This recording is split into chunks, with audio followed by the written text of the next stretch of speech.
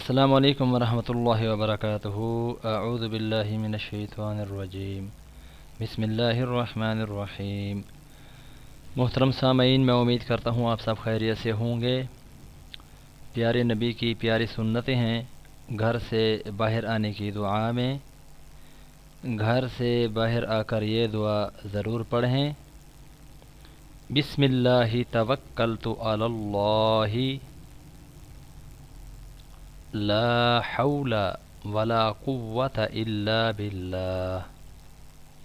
میں اللہ کے نام کے ساتھ نکلا، میں نے اللہ پر بھروسہ کیا، گناہوں سے بچنے کی اور نیکیوں کرنے کی قوت اللہ ہی کی طرف سے ہے۔